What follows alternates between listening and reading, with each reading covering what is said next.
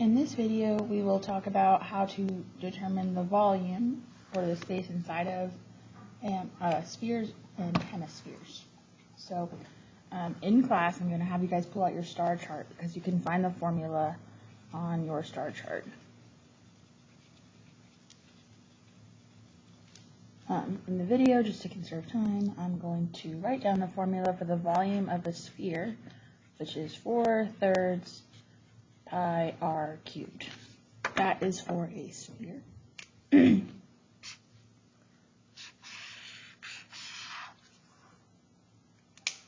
To find the volume of a hemisphere, let's talk about what a hemisphere really means. Hemi, H-E-M-I, really just means half. So we have half of a sphere.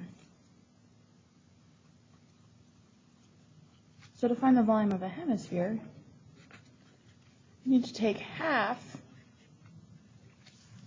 of the volume of a sphere, 4/3 pi r cubed.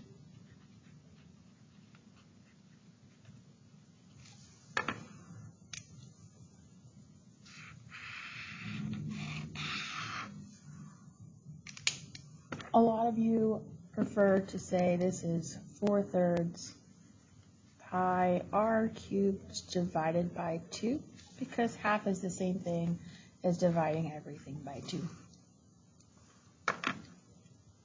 We're going to start out just with some straightforward examples, finding the volume of a sphere and then the volume of a hemisphere as well. So this is an entire sphere.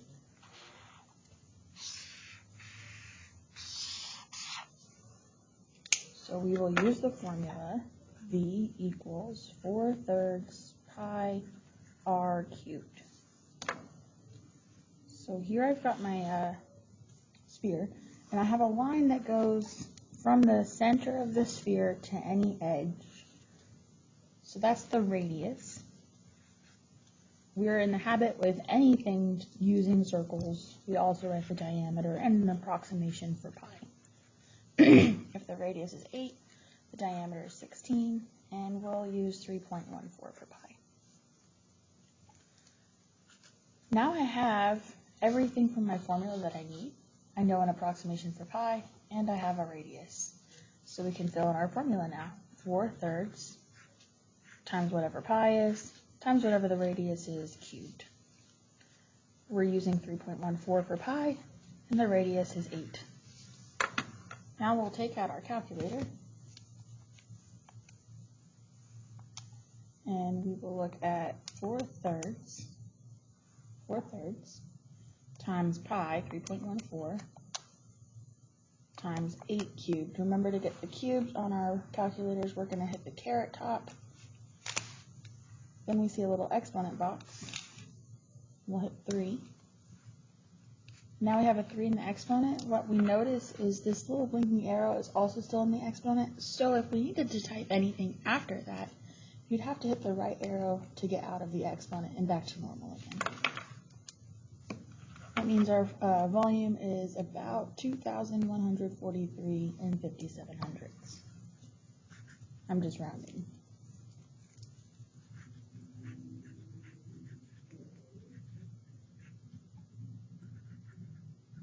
I'm rounding. And those units were in feet, so this is feet cubed. With volume, we have units cubed, as I'm sure we all remember from our other videos. Looking at the shape to the right of that, we have the exact same shape, but it's been cut in half. It's only half of the sphere. So let's make a guess about what the volume would be.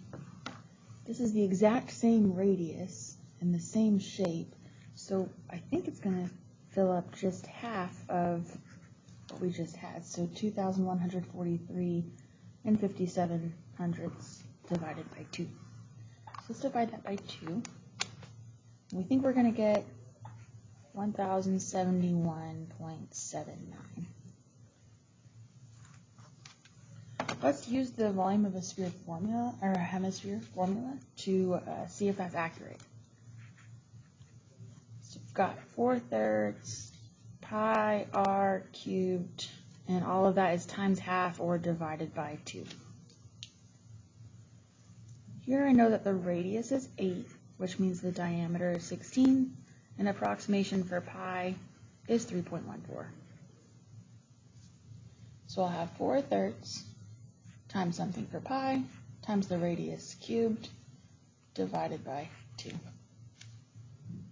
Pi, we'll use 3.14. R is 8. Now I'll just type this in.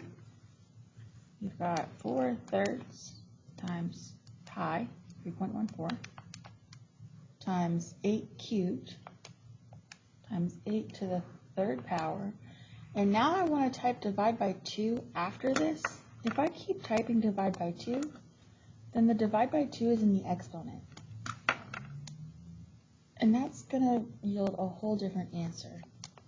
4/3 times 3.14 times 8 cubed.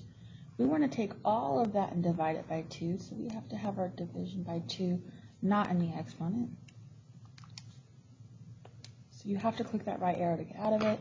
And what we find is we got exactly what we thought we would, 1,071 and roughly 7/900. This is still measured in feet, so we have feet cubed.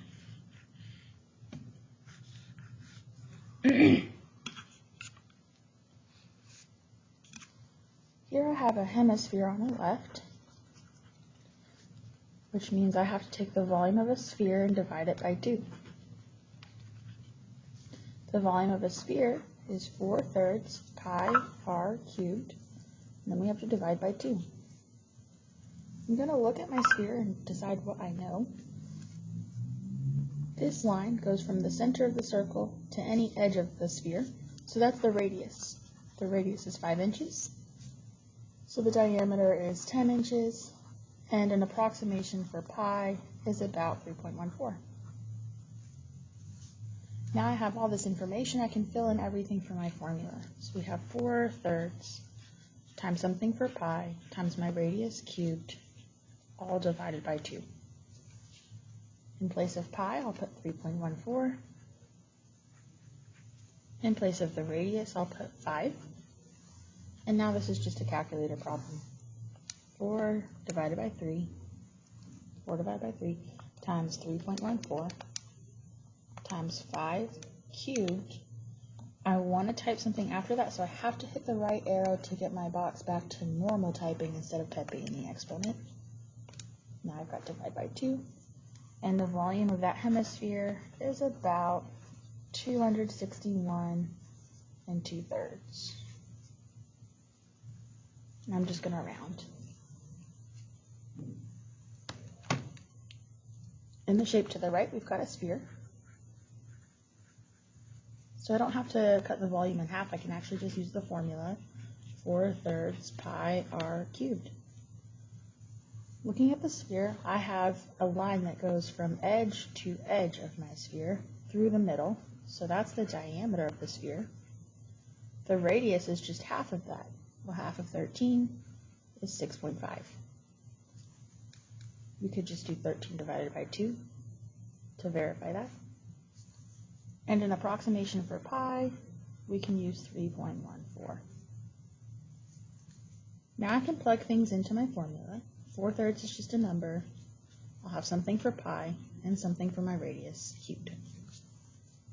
I'm using 3.14 to approximate pi. And for the radius, we're using 6.5. The radius here is 6.5. Now we can type this all into our calculator. We've got 4/3 times 3.14 times 6.5 to the 3rd power. I'm going to get out of the exponent box and hit enter.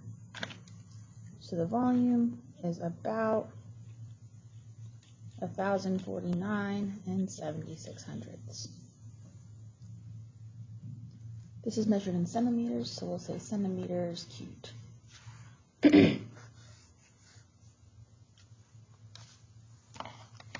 Now I've got some word problems here. Move the camera. Okay.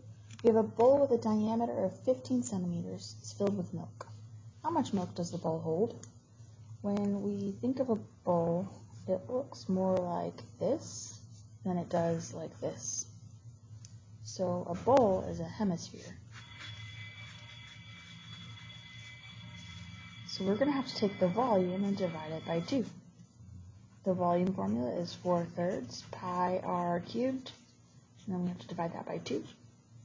Well, the problem tells us that the diameter is 15. So then to find the radius, we take that and divide it by 2 or cut it in half to get that the radius is 7.5. And an approximation for pi that we'll use is 3.14. So now we'll have 4/3 times whatever pi is times the radius cubed divided by 2. 4/3 times 3.14 for pi times the radius is 7.5 cubed divided by 2. 4/3 times 3.14 times 7.5 to the 3rd power. Remember, we're still in the exponent box, so to keep typing, we have to get out of it by clicking the right arrow. Now I can hit divide by 2. So the bowl holds roughly 883 13/100 centimeters to the 3rd power. One more word problem. A spherical ball, so I know that this is actually a sphere, with a radius of 10 inches, the radius is 10, it has a leak that escapes air at a rate of 3.4 cubic inches per second. So we are losing, which means minus, we're escaping air at a rate of 3.4 cubic inches per second. How long will it take for the ball to completely deflate? So we're starting with a full volume, and we want to get to nothing. And every single second, we lose 3.4 cubic inches. So what we're going to have to do is we're going to divide the volume. We're breaking up the entire volume into groups of 3.4. We want to know how many groups of 3.4 did it take to get to 0, or to deflate the ball. So we're taking our volume and dividing it by 3.4. The volume of the sphere is 4/3 pi r cubed. We have to divide that by 3.4. I've got 4/3 times something for pi. Let me pause the video. I'm getting a donut. Yay! Yeah. Okay, let me continue the video now. We've got 4/3. In place of pi, we can use the approximation. I didn't write it down. 3.14 times, instead of the radius, we know that the radius is 10, and then all divided by 3.4. So now we can just type this in our calculator. We've got 4/3 times 3.14 times 10 cubed. We're going to hit the right arrow to get out of the exponent, divided by 3.4 cubic inches per second. Now our total volume is 1,231 and that's going to be an irrational number because we have pi multiplied, so we're approximating about 3,700 there. This is measured in seconds. Sorry, that's not the volume. The volume divided by cubic inches per second gets us seconds.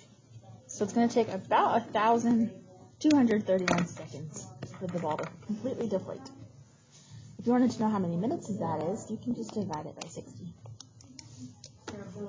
So it's going to take about 21 minutes. Holy smokes. If you have questions or comments or concerns about the content in this video, please feel free to message me on Schoology, send me an email, or drop a comment on the video, and I'll be glad to get back to you as soon as I can.